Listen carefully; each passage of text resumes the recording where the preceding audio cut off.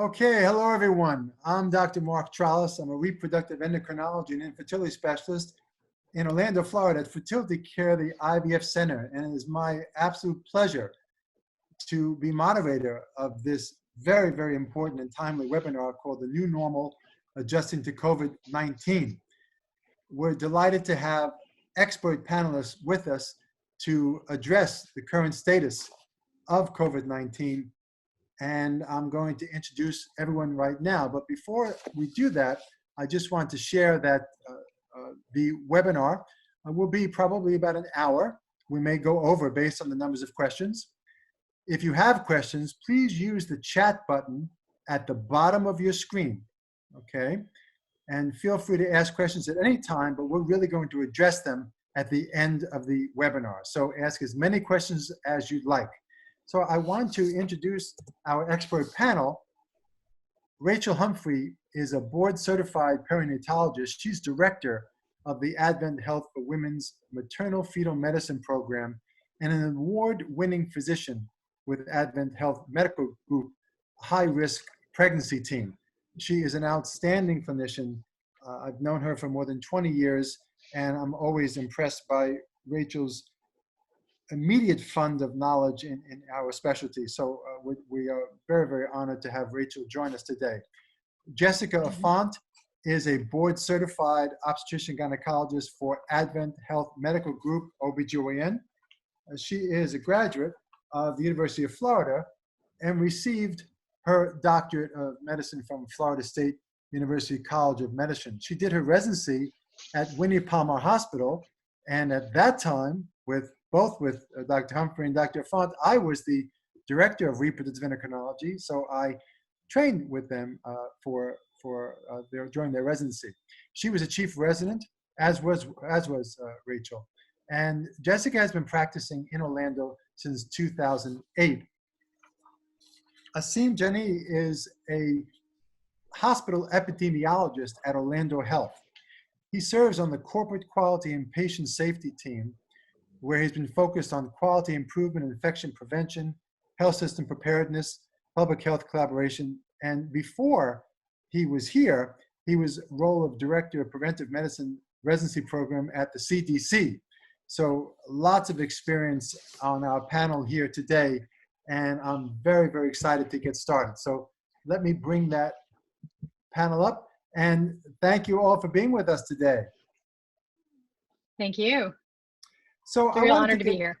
Oh, my pleasure. Thank you. Pleasure. So I figure the way we'll do this is to basically start with where how did we get here, and then maybe talk about the fertility population, getting them ready to get pregnant, the risks during pregnancy, and the care of these patients. So everybody will have an opportunity to talk about their own specialty. So Asim, how did we get here, and what's the current status right now with COVID-19? I think you're on mute, Asim. You just want to take your mute off. Sorry. Thank you so much, and glad to be here. It is an interesting journey that we're on. We're certainly far away from being done with it. I will, like maybe some of the other speakers, have a few visuals from time to time to highlight some key points. I think everyone sort of understands that really this is an unprecedented situation in terms of its scope and depth. We are in a pandemic now after many really decades of having a serious pandemic of this nature. We know that we're in this sort of global chaotic situation, largely because we're talking about a unique set of circumstances that are really characteristic of emergent infections in general. So number one, this is a virus as opposed to any other type of pathogen. Number two, it's respiratory and fairly easily spread. Number three, it is what we call zoonotic, and about 2/3 of our pathogens over the last almost 70 years that we know are emerging communicable disease threats are in fact transmitted from the animal population into the human population for various ways. Even HIV is a zoonotic virus that people don't think of it like that. So I wanted to share with people sort of the interesting and important, you know, type of pattern that we see. And I'm going to just flip to this visual so that you all can see this. This is a slide, if you can see it, which shows the zoonotic nature of this virus. And clearly we know that coronaviruses, there are about 7 that are circulating, 4 that are common and that really result in common colds and upper respiratory infections, but 3 in particular, the first one being about 18 years ago, which was SARS or SARS-CoV-1, and then MERS, which was the Middle Eastern Respiratory Syndrome virus, and then now SARS-CoV-2, which you see on the left. These have reservoirs primarily of bats, and we don't know exactly what is the mechanism in terms of the intermediary species, but most people think that it might be the pangolin, a kind of small anteater-like animal that may have been, through illegal trading, been at the Wuhan epicenter, if you will, when this started. We don't know exactly all the details, but it did get into the human population. And as you can see, through a number of routes, large and small droplets and direct contact and contaminated surfaces, and we'll talk about more of this, I'm sure, over the course of our discussion, we have entered the human population. And human-to-human transmission is very rapid and efficient. We call this sort of a reproductive number, which is the number of cases that can be generated from one infection. And we know that that is around 3. It may be 2.5 to 3. In some studies, it may be even higher. I personally think that it's a lot higher than 3. But that said, that is one of the determinants for why it spread so rapidly.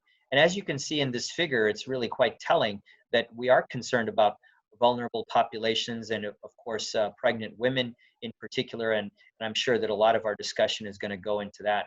I want to just mention that when we talk about the scope of this, let's just say that that we're looking at about 4.4 million confirmed cases. This is from the Hopkins Interactive Data Set. And of course, we unfortunately have the sort of the first place in terms of the number of confirmed cases. And this is an underestimate in terms of the actual number. It's probably far bigger. And then, of course, we know in the United States that there are a number of states which are actually seeing cases increase. We certainly have not seen the kind of desirable 2-week pattern of decrease. And of course, that has to do with the economics and everything else. And I'm sure we'll talk about that. And then finally, drilling down to Florida, we have some 40,000 cases. Again, probably a fraction of the actual total number of infections, but admittedly, we're seeing these every day. So I think that that we're actually seeing a number of things that indicate that this pandemic is sort of going to be here a while. Yeah, no, excellent review, Asim. I just want to follow up with one thing. What's confusing all of us is testing, okay? Could you just give us an idea of the current status of testing? Absolutely. And how the predictive value is influenced by the prevalence, and really, should we be testing? And if so, we'll talk with the other panelists about who we should be testing and when. Absolutely. So let me again, because this lends itself to a very beautiful and sort of organized, a slide that I wanted to show everyone, because I think it'll make a lot of sense. So with respect to the testing update, I want to just flip to this. This is critical for us to understand, and it's a busy slide, but let me walk you through it pretty quickly, and then you'll be able to sort of contextualize the different technologies that we have. This is basically a graph that shows the sort of the pattern of various components of the things that we test for, whether it's the virus or the immune response. And as you can see on the timeline, there is a specific cutoff here of the symptom onset. And we begin our story around testing with respect to symptoms and pre-symptomatic phase, which is, of course, minus this week 1. What's important about this virus is that we know that in general, about 2 to 3 days prior to the onset of actually symptoms like fever, myalgias, cough, shortness of breath, people can potentially be contagious. And this is a significant piece of information when it comes to how you're going to detect the virus. Clearly, we know that in most viral infections, most infections in general, we have a diagnostic test that we apply when patients present with symptoms. Here, we're in the conundrum of having to actually try to capture the presence of the virus even beforehand. And fortunately, we can do that to some extent with very sensitive tests like the genetic testing for the viral particles in the nasopharyngeal swab.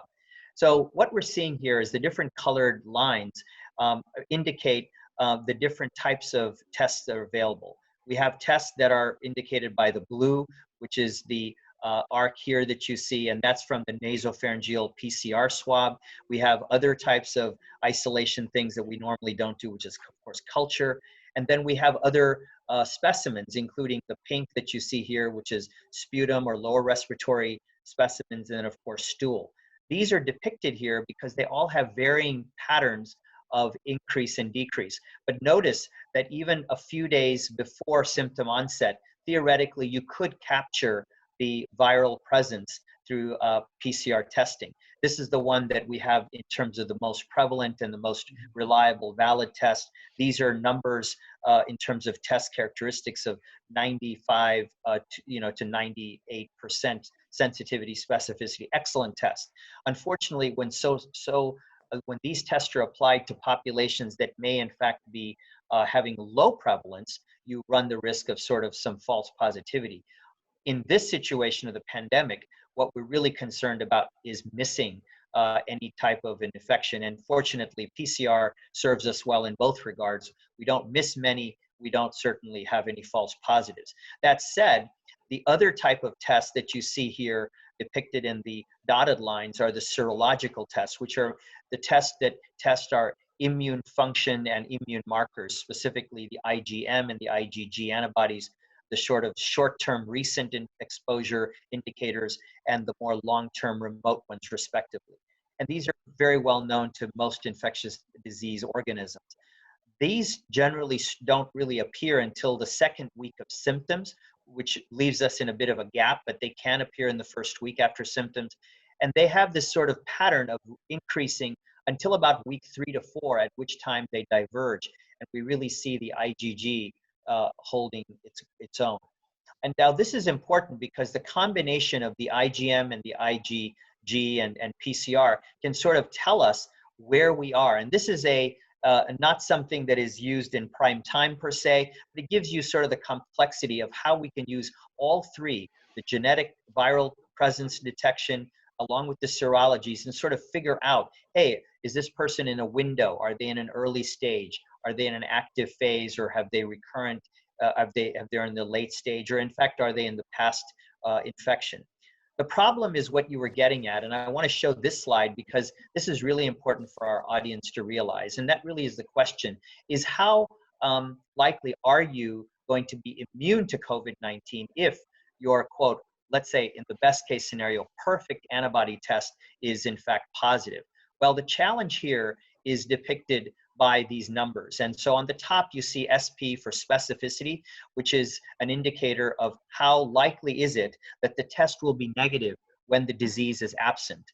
And we'll get to this PV here, which is called the prevalence. And you go from 100%, which is enormously high numbers of infection, down to the 1%. What we're really trying to show here is that you can have a really great test, like a 99% specific test. And in fact, if your prevalence is not very high in the 1 to 5%, which we have some data to suggest that we're in that as a country, look at the positive predictive value, which is the answer to the question, how likely are you going to have a positive test indicating presence of disease, or in this case, presence of immunity? And it's really not great. But if you in fact change this test to have a specificity of closer to 100%, now you have a much better chance of getting a more reliable piece of information. And so the take-home message here is that we have to be very, very careful about what we're testing for, when we're testing, at what point in the natural history of this infection are we looking at it, And we have to sort of, look at all of these parameters together. But I just wanted to sort of share that with all of you so that, you can get a better picture. So, So Asim, can you excellent. go back 2 slides? Just there's Yeah. something I want to bring up on your colorful line graph that you had. That one right there. And what I'd like to point out, which I think Yeah. is very, very interesting, is that when you see this, the PCR that's positive, that's actually detecting bits of RNA, that's viral Exactly. RNA. Right. And it's not exactly the same as, let's say, a viral culture. So it doesn't mean that there's living virus. So I have a friend, a colleague of mine, and Dr. Afant, and he was asymptomatic and he tested positive about 6 weeks ago. Right. And so they've been following him per the CDC guidelines. They went 2 negative tests 24 hours apart from to return to clinical work. And he was on, so that blue line, that teal line of positive nasopharyngeal PCR, he was unlikely to be contagious, most likely by week 3, one would assume, because that's when most people have antibodies. But his PCR stayed positive. As you can see, that teal line, even at 6, isn't down to 0. So I kind of like how this graph can depict how you can have residual PCR, although that doesn't necessarily mean that you're infectious, correct? Absolutely. And in fact, we see this because in some patients, for example, those who are immunosuppressed, those who may have elderly status and may not be able to clear the virus. In fact, we even have data to suggest, because we don't really know the nature of these IgG antibodies, if they're really neutralizing antibodies. We don't even know right now, as of even the WHO saying a couple of weeks ago, really, that is there going to be post-infection immunity that is consistent, reliable immunity. And so in fact, you could have these immune response indicators suggesting that you're sort of out of the woods, but in fact, you may be shedding virus, it may be detected, it may not. But in general, this is a sort of a good picture of sort of what you keep in mind for the vast majority of infections. But you're absolutely right. A PCR is not testing for viable virus. Excellent. So Excellent. another interesting point on this, just one last thing, is you have the stool bar, which is an interesting, it's almost a diarrhea brown. You can sort of see that, and you can see that the stool PCR stays positive. And one of the concerns that I've heard from my obstetric patients are, well, I have to have a C-section because I'm so worried that my baby will catch this. And we know that the testing in the vaginal area has been consistently negative in studies thus far, but there is the COVID in the stool, but is that actually just broken up bits that we're picking up on the PCR testing, or do you know if there's actually positive living viruses in the stool of infected patients? Right. So very much analogous to other viral diseases where you see sort of prolonged shedding, especially in children, picked up by PCR. It is sort of a general correlative indicator that there may be, in fact, infectious particles. That's why we still consider, even in a home setting, right, to have good hygienic practices, especially if they're kids with, elderly people or immunosuppressed people. That said, I do believe that the stool is the story in terms of the microbiome dysfunction and what's going to happen is the jury's still out on this, but you're absolutely right. Lower respiratory specimens in stool, you can still retrieve virus. Yeah, excellent, excellent. Yeah. Thank you so much for that presentation. Yeah, that's excellent. ACOG does say that vaginal delivery is considered to be safe, which is great, even though we know that it is in the stool. So. Yeah, it's not in the urine, but in the stool, ironically.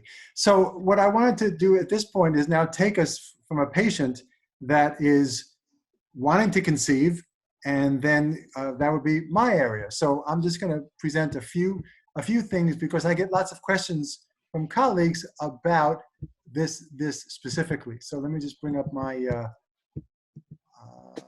presentation over here.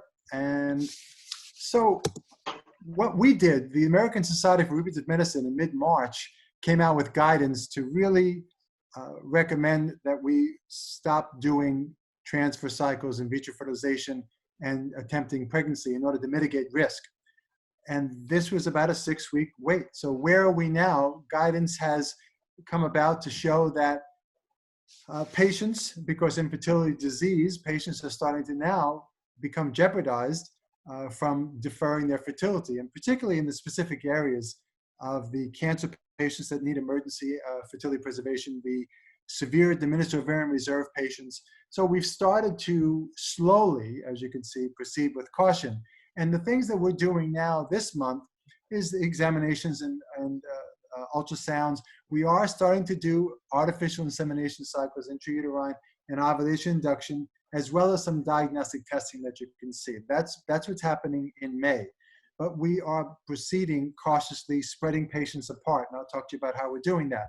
In June, we're anticipating doing our first IVF cycles, but once again, with the priority of patients based on biologic concerns of their fertility and timing, okay? So as I mentioned before. And we're limiting the numbers of retrievals that we're going to be doing a day, as well as the number of embryo transfers that we're going to be doing a day. So this is, once again, stressing mitigation. We obviously don't want to just open up the floodgates and spike the curve back up, and any mitigation that we've done was thrown out the window, okay? The additional issues that are important to address is that we are deferring third-party cycles in terms of egg donation and surrogacy, fresh egg donation cycles. We are going ahead with frozen eggs that have already been retrieved and we can inseminate. Fresh egg natural egg retrieval cycles, in other words, no stimulation, are much more difficult to predict and to get staffing in place. So we are avoiding doing those kind of cycles. International gestational carriers is a special category because the concerns right now are with travel and visas. And there is definite concerns about gestational carriers being stranded and babies being stranded. So we are putting a hold on patients from international, which we do see a lot of. Just another issue about sperm, we are letting men collecting at home. If they're within the hour, if it's more than an hour, we schedule them in enough time spaced apart at our center. The bottom right corner of this slide is looking at avoiding patients with medical problems getting pregnant. Now, obviously, we know that pregnant women are not more at risk than others, but we know that multiple medical problems, specifically the ones that we're outlining over there, are at risk. So we are really strongly recommending patients with all of these conditions to withhold proceeding until this gets resolved, or we have a better clarity about what we're doing with coronavirus. So everybody's being screened. All of our patients are being screened. All of our staff are being screened on a daily basis. Staff are getting temperatures at home. They're not coming in if they're elevated. They change into scrubs at the office, and they get out of scrubs at the office and then immediately wash them when they get home. Masks all day long, physical distancing, one person in the break room at a time. And so I guess we could use that health issue of intermittent fasting. Maybe it'll start helping everybody, right? And then employees must wear masks, of course, with the exception of eating and drinking. We all know the symptoms. The other issues that I wanted to just mention is that the protocols that we're doing right now is that they're all going to be consented. They're going to be waiting in their car. Their patients are going to bring their own masks. And this is probably what Rachel and Jessica are doing as well. If the partner, we only allow the partner now if they're going to be doing an intrauterine insemination cycle or an embryo transfer cycle, but the partner will be screened just as thoroughly as the patients, okay, for every appointment.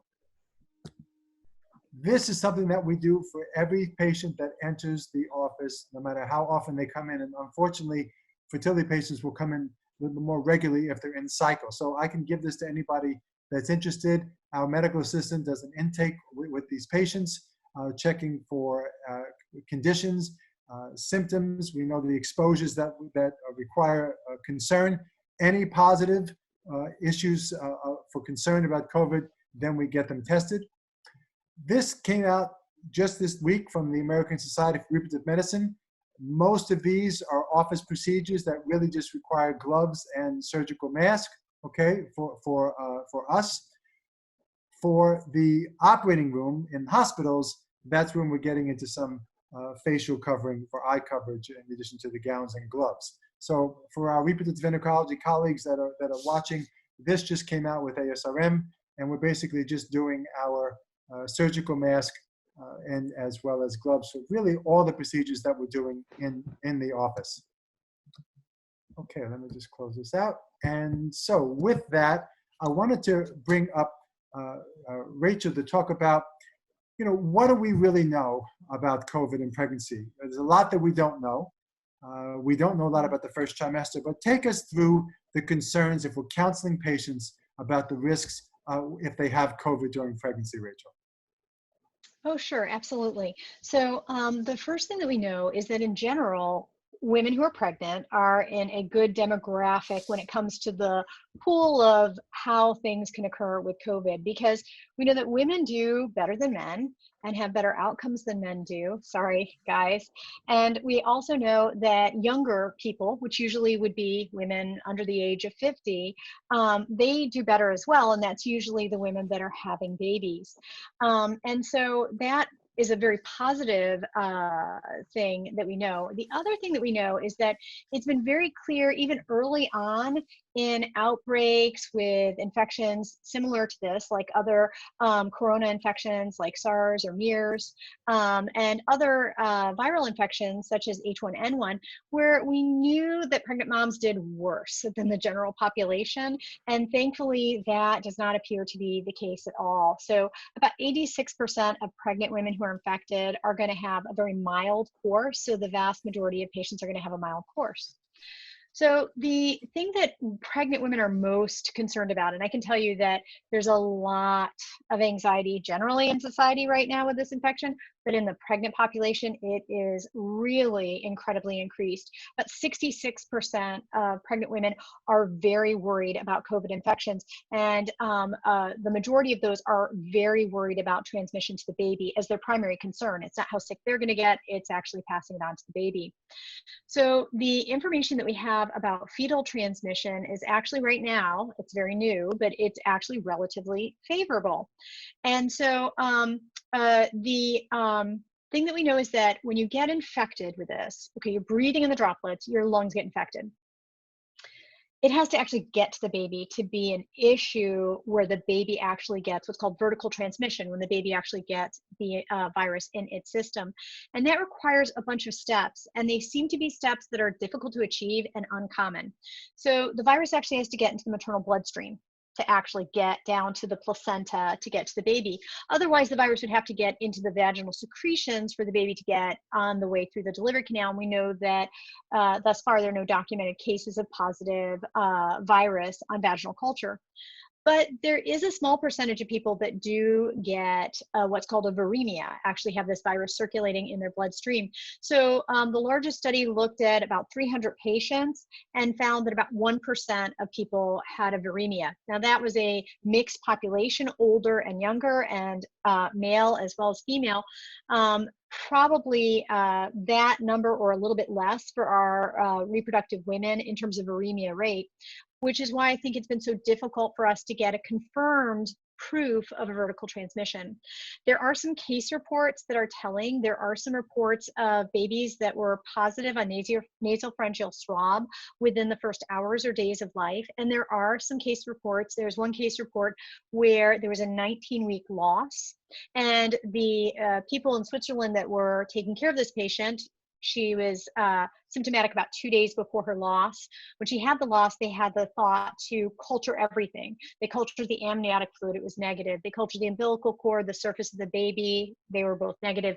But they actually did biopsies of the placenta, and the placenta was positive.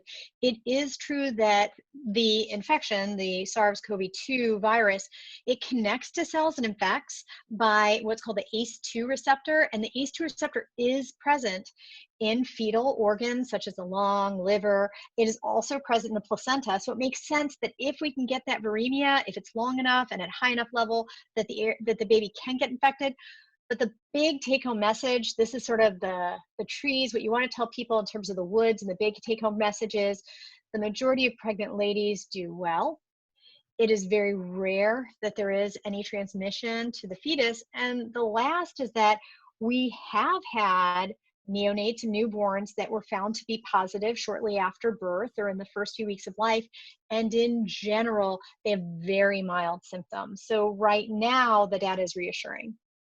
Yeah, underscores the point though, excellent review, Rachel, underscores the point though, is that the first trimester is just one big question mark. You know, this came out in Wuhan in December, our country, February, if you maybe a little earlier without our knowledge, but these patients haven't delivered. And we know high fever in the first trimester is a risk for birth defects, but we don't know any other consequences. I am so glad. I do have one slide. It's a registry slide that I just have to bring up as a plug because the only way we're going to find out what happens with these ladies is if we actually register these patients. So this slide that says COVID pregnancy registries, I'm going to point at the top one, which is the priority study. It's being done at the University of California, San Francisco, and that's for any gestational age. And actually the patient doesn't have to be proven or culture positive. She can be a person of interest. Patients can register themselves, or doctors can log on to give the patient's information, and they can contact the patient, and then they'll follow up the patient initially weekly, and then it's just once about a trimester, and then at the 6 weeks postpartum. And it's going to be the way that we find out. We're going to know, we didn't know this existed a year ago. If we can get as many pregnant moms as possible registered, hopefully a year from now, we'll have a lot more information. Excellent, Rachel. There's also, through our organization, the Society of Assisted Reproductive Technology, there's an ASPIRE study assessing the safety of pregnancy in the coronavirus pandemic. And that website, I'm sorry I don't have it written down, is aspire.ucsf.edu. It's a very important registry for patients who conceive through assisted reproductive technology or IUI in the first trimester to see the effects. So hopefully we gain much more insight into that. I'm going to come back to you all to talk about treatment in just a little bit, but I wanted to bring Jessica in, who has been waiting patiently over there. Jessica, I outlined what we're doing in our office, and obviously a lot of telehealth, of course, which is the new normal. But tell us what you're doing with pregnant women to mitigate risks and take us all the way through the delivery room and in breastfeeding. Yeah, so in our office, we are actually doing virtual check-ins. So when patients come to our office, they check in on their cell phones, and then when this eliminates us from having anybody at all in the waiting rooms. And then once we're ready for them, they get a text message to come into the office. On the way into the office, they're given a questionnaire similar to what you're doing and a temperature assessment. And if they're not having their own mask from home, they're given a mask to wear in the office. Then they're going directly from the door straight into the examination room so that we can minimize the number of people exposing each other in the office. And again, our staff is also doing daily temperature checks and wearing masks throughout their entire day. And then once they're in the office, we do their prenatal care and then schedule their appointments, and then they're exited. So there's very minimal interaction with other people. We're doing a lot of telehealth visits where we can do it either through video or just phone call. And we're trying to limit the number of appointments that are done in person to the appointments that are really necessary. So appointments that require ultrasounds, laboratory work, or examinations. So for some women, that's really easy and they don't mind. But of course, with the anxiety, that is a little bit hard to sell for all women. So some people really get a lot of reassurance from listening to the baby's heartbeat. And so for some women, they do like to come into the office, and even though it's a risk, sometimes can help with some of the anxiety that the patients are experiencing with this pandemic. So in the future, we've talked about even seeing if we could get home fetal monitoring, which in the past has not been recommended, but for that little bit of reassurance to listen to their baby's heartbeat and to monitor that from home would be a benefit. We've also had patients doing their own screening for things like blood pressures at home and sending us just the logs that we review over telephone. so that we can avoid that as well. In the hospital, they are doing the same screening that we're discussing, including the questionnaires, temperature checks, and masks throughout labor and delivery. And then because of the risk of asymptomatic carriers and aerosolization during both vaginal and cesarean section deliveries, we are using full PPE protection during our deliveries to protect both the staff and the other patients that we'll be exposed to. So we are all gowning up, and then the family, so the patient and their one visitor that we're currently allowing to be present are wearing masks throughout the entire laboring procedure.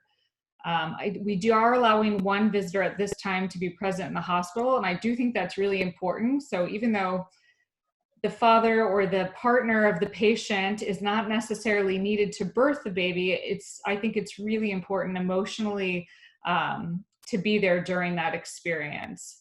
And then with breastfeeding, it is okay to continue to breastfeed. Most of our patients are going to be assumed to be negative, but if you do have a positive COVID patient, it is still safe to breastfeed.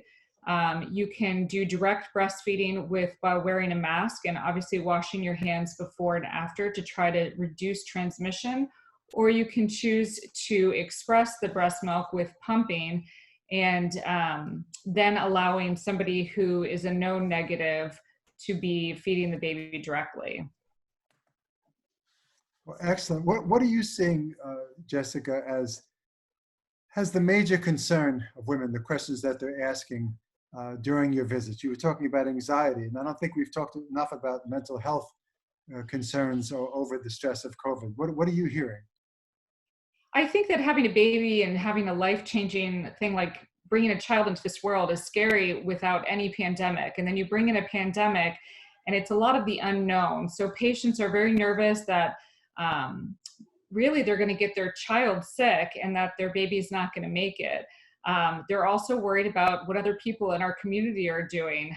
So there's a lot of phone calls, a lot of nervousness, and so a lot of referrals for counseling to try to come up with techniques to lower that anxiety. A big part that I've been telling patients is to turn off the news, because that is a big anxiety-driven part for them, is watching the news, and to practice the basic sanitary things that we practice every day. So there are lots of viruses that harm babies for a long time, but with the news, it really seems to be focused on those things. The other thing that we're doing is we're seeing patients back more frequently postpartum. So usually within 1 to 2 weeks after they deliver, we are doing usually a telehealth visit. Most people do not need to be seen in person, and talking through some of the normal anxieties after having a baby to try to reduce those risks. Yeah, I'm glad you discussed that. You know, the fertility population, as you can imagine, the devastation of infertility and then the delay has been really difficult. So we've had our staff do a lot of hand-holding to help them through this. Rachel, I just want to swing over to you for a second. I get asked this question: does having COVID influence the way that you should do a delivery? Should it be vaginal, C-section, or even the anesthesia that's given? Is there any influence there? Yes, so that's a great question. Of course, we don't have all of the data, but right now vaginal delivery seems to be completely safe in moms. Number one, of course, if they're COVID negative, but even for people under investigation or patients that are known to be COVID positive, if there is no contraindication to a vaginal birth, such as non-reassuring fetal surveillance, potentially breech presentation, then a vaginal birth absolutely is going to be the best for mom and for the baby. There is, if you look at the studies where we've looked at case series of pregnant ladies with COVID, there is a very high cesarean rate. But of course, there's a bias that occurs because the people right now that we know have COVID and are delivering are the ones that tend to be sicker. And so those are the ones in the hospital, those are the ones that are getting captured and diagnosed, and those are the ones that are more likely to maybe have blood pressure issues that may compromise fetal status during labor that would tend towards a cesarean, or oxygenation issues, yet again, that would be a risk factor for fetal distress and needing a cesarean delivery. So in the studies, you see a very high section rate, and that's based more on acute maternal or fetal issues, but certainly it's not required. Very good. Well, we've talked about where we've been, and we've talked about how we're dealing with this, but how are we treating this, Asim? What is the status right now of effective medications for the treatment of COVID? And then I'll switch over to Rachel to ask about those risks during pregnancy with those medications. So Sure. Go ahead, Asim. Sure. Thanks for that question. So clearly, it's a complex topic in terms of the sheer number of approaches that are being used. But I do have a graphic that I can share with people to sort of indicate how we're treating, how we're looking at the therapeutic space, very much analogous to HIV in terms of the sort of life cycle and the target carpet bombing approach that we might want to take with this. And so let me share that with you, because I think that it really is a very clear way to sort of depict this. So if in fact you see here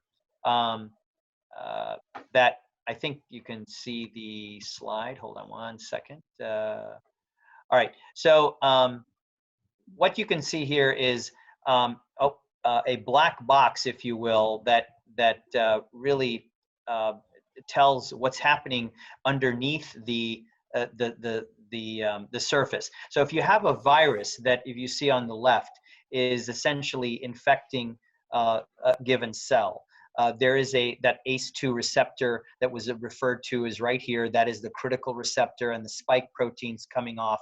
And of course, there is an endocytotic process where this virus is absorbed through various mechanisms. Ultimately, something happens in this black box, and then more viral particles are extruded. Well, what happens in that black box is a lot of stuff, right? Whereas you essentially look at endosomal maturation, you look at sort of the unpacking. Because this is an RNA virus, there is some extra efficiency, if you will, in terms of, as I describe it to patients, viruses like this take the host cell machinery, turn it into a Xerox machine without an off switch, right? Which is what really is what we're talking about. But you look at each of these different steps, very much analogous to HIV, including translation, viral assembly, and then finally exocytosis. There are literally a score of drugs being developed, as you can see, at each of these points. And of course, we have right here the nucleotide analog, the remdesivir, which is probably the one with the greatest hope, if you will, right now. We clearly have global experience that might be a little different from what we are going to probably see in studies, in terms of formal studies, but the hydroxychloroquine approaches here. But you see a lot of other potentials that are going on. And then let's not forget the fact that we have convalescent plasma, which is still a mystery in terms of how neutralizing antibodies can in fact be formed and potentially mechanized in terms of being a pharmaceutical agent. And we won't necessarily need to talk about that today, but I want to make a plug that along with therapies like the one we're talking about, we're also going to look at the vaccine arena to potentially generate therapeutic vaccines, depending on the mechanism of the vaccine technology. So there's a lot going on, in this space. Asim, before we get into the risks in pregnancy by Rachel, could you just opine why COVID seems to be causing multi-organ disruption? Very unusual. So what is your opinion on that? So, and there's stuff coming out every day. In fact, there's an article today that I have yet to read, which was about this very topic. What we know, and this is results in actually a question I'd like to ask my two colleagues, all three of you actually, because it is an interesting area, so I'll maybe slip that in. But here it is. We see in the second week, really, of the viral infections natural history, the people who are going to get into trouble for whatever reason, they wind up having a lower respiratory infectious disease process. Yes, some of them have atypical manifestations like thrombogenic disease and other systemic issues. But ultimately, what happens is there is a explosion of cytokines in multiple organs, notwithstanding the fact that the ACE2 receptor is found in a lot of the organs that are affected, right? So you have them, for example, the placenta was mentioned certainly, but then in the kidneys, right? And you have them throughout the body. And of course, those organs are going to be disproportionately impacted. But then I think that the panoply of cytokines that come out, not only do they cause a massive inflammatory response that very much then affects organ dysfunction, almost produces a septic shock-like picture, certainly a lot of respiratory problems. But there are other things that we're not even clear about. For example, early on, we thought this was a viral pneumonia. Then we realized, well, maybe it's really an ARDS syndrome. Then people started saying, well, really, it's really an oxygenation issue. And maybe, in fact, if a patient can be spared a ventilator, that through high flow oxygen therapy, then maybe we can tackle this. And now we're seeing this other component, which is what I was going to lead to in terms of a question, which is that there's this very marked thrombogenic phenomena going on. And you see that in the cardiac area especially, right? Or CNS. And I was going to ask you that because non-obstetricians like myself consider pregnancy a hypercoagulable state, what does that space look like in terms of the hypercoagulability of COVID-19 and pregnancy? I haven't seen many of the case reports, but if you want to speak to that. Oh, absolutely. So certainly ACOG has come out, and we all recognize that pregnancy is a procoagulant state, and that also COVID infection makes that worse. And so there's a recommendation for any hospitalized patient to be on anticoagulation. Typically, we have two choices, of course, Lovenox, which is long-acting, and then the heparin, which is short-acting. The preference is to go with heparin, a short-acting agent for these patients. And typically, with the two levels, you have prophylactic level, and then you have the therapeutic level. Typically, at the prophylactic level, although it's completely safe in a patient that you're not planning to do surgery on or doesn't have active bleeding, to do therapeutic heparin anticoagulation. And certainly for someone where they need therapeutic anticoagulation, but you may need to quickly change to reverse that, then you can give heparin IV. The other question is, what do you do with the pregnant patients that aren't in the hospital? And certainly we're not recommending at this time, if they're mobile and otherwise healthy with no other risk factors, we're not recommending injectable anticoagulation. We have a large number of pregnant patients that are on low-dose aspirin in pregnancy to reduce the risk of complications like preeclampsia. And it's interesting because patients are reading a lot of this stuff too. And so they read the information that there might be a link between ibuprofen use and worse outcomes with COVID-19 infections. So I've had patients that have self-DC'd their aspirin after reading that, but I actually tell the patient, please stay on the aspirin. It's low dose. It is beneficial to the pregnancy as far as we know, and it actually may have an added benefit if they happen to have COVID to decrease their chance of thrombosis.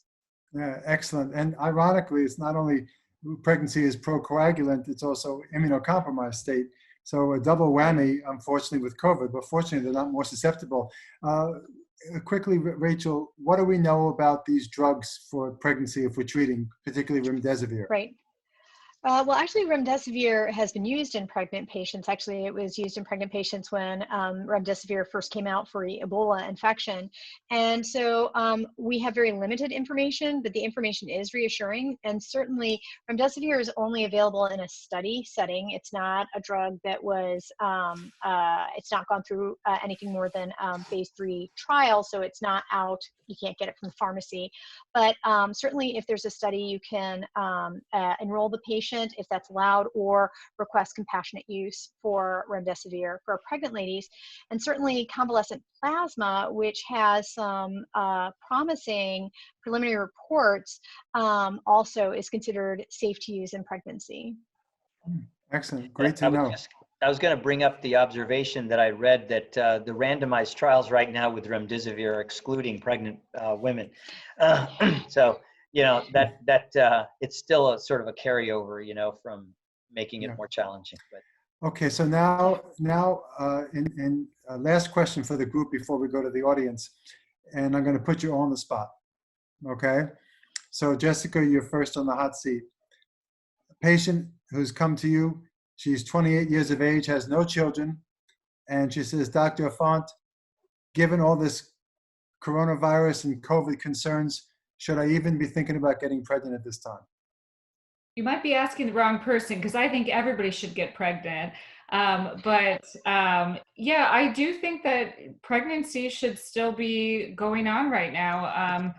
This is an infectious disease that's going to probably be around for a while. And I don't think that we need to stop living our lives, and especially people who are young and healthy and are in the right age group and have their comorbidities well controlled. I think that they should be getting pregnant.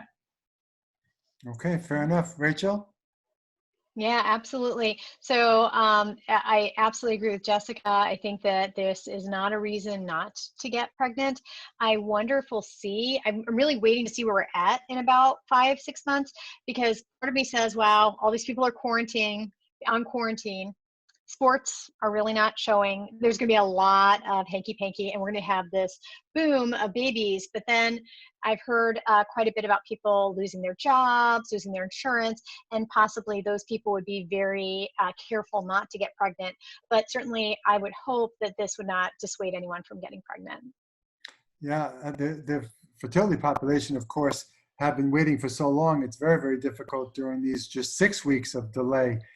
But I want to have Asim have the final say. You're not attached to the OB world, obstetrical world. From a objective standpoint, epidemiologic standpoint, is this a safe time for patients to be getting pregnant?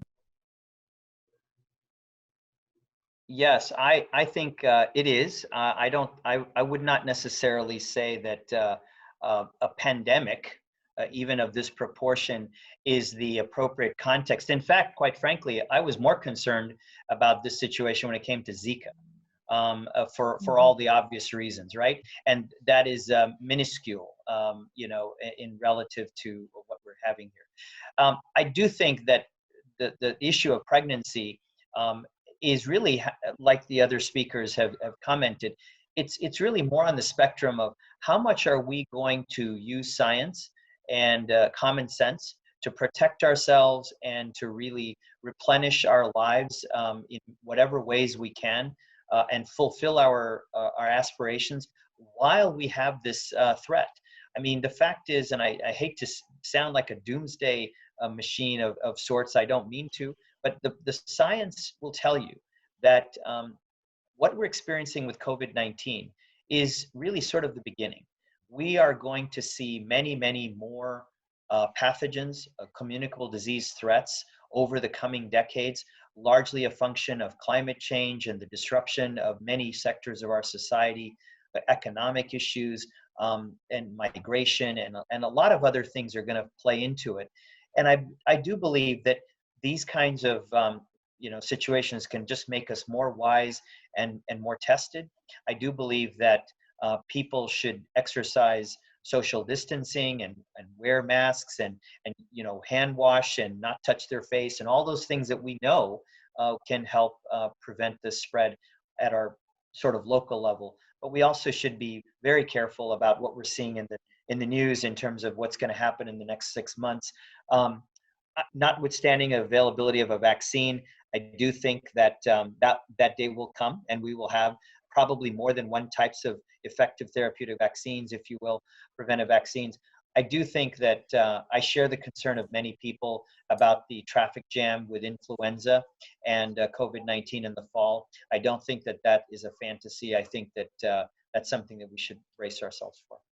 Yeah, well, excellent points, everyone.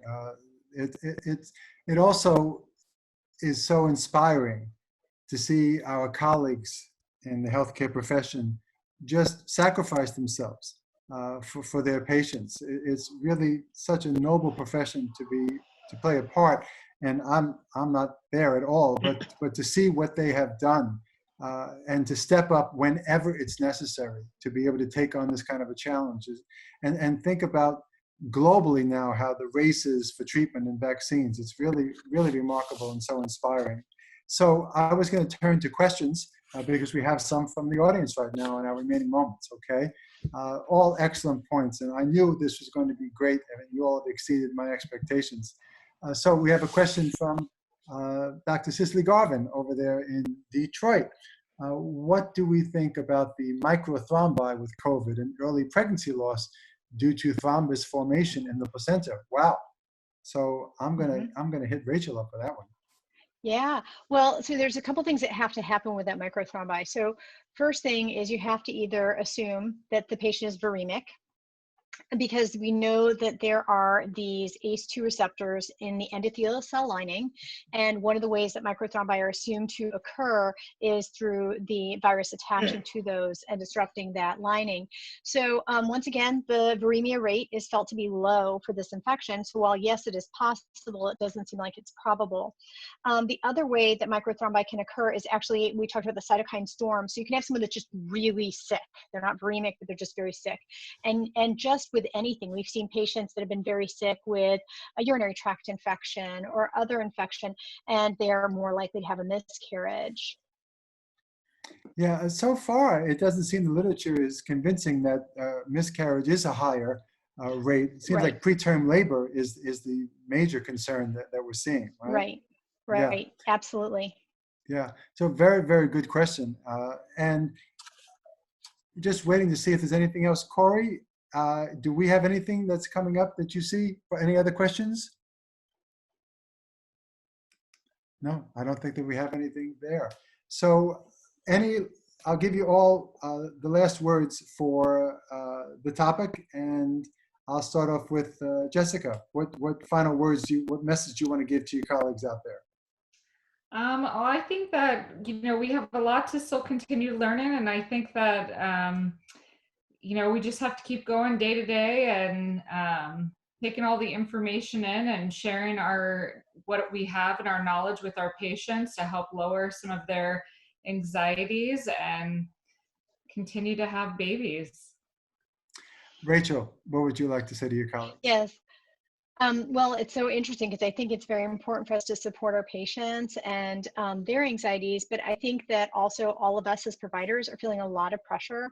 There's a lot of pressure in terms of how to learn telemedicine, keeping up with the COVID, keeping up with patients whose expectations maybe aren't getting met because of the isolation, not bringing visitors. So just encourage all the providers to take care of themselves as well.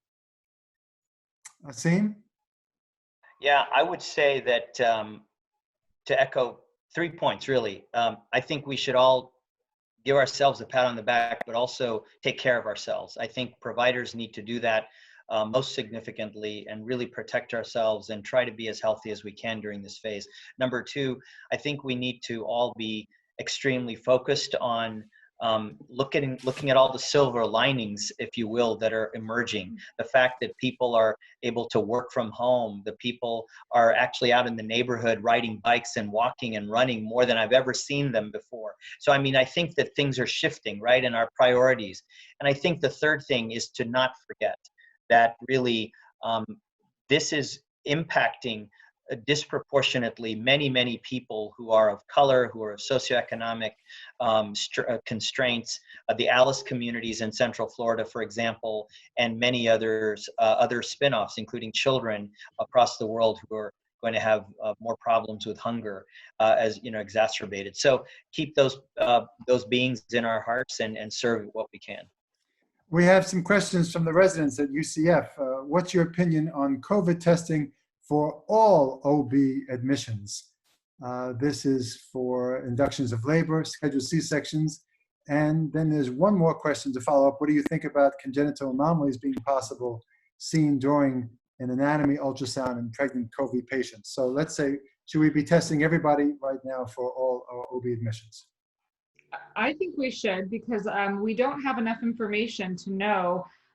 So there's been a small study out of New York that's showing that there are patients who are asymptomatic and positive, and they're not showing any signs or symptoms of viruses until the postpartum period. So by testing everybody, you may not have a result during the time of delivery, but it would give not only more information for protection for the baby after the baby's born, but it would also help us so that we can better understand the virus during pregnancy.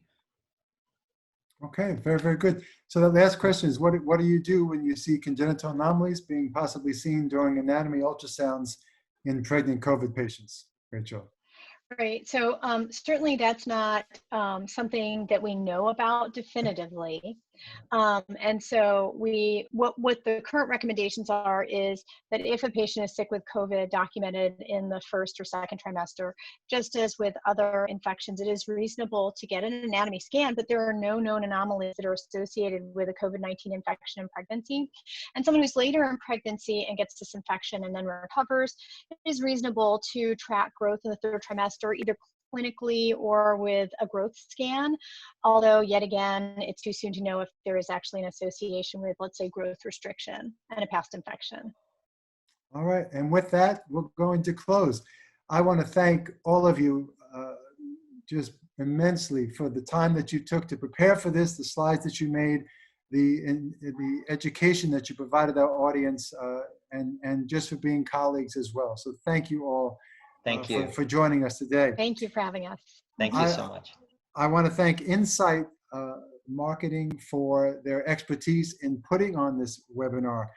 They are a phenomenal digital marketing company, and I encourage you all to take a look at them, Insight Marketing. And so I want to thank you all for being part of this. If you have other questions after we sign off, you can go to our website, myfertilitycare.com, and reach us to ask us questions. I hope you all appreciated the information that we gained tonight. We're looking to do more of these as this is an ongoing problem that develops. I hope you all stay safe, and thank you for attending.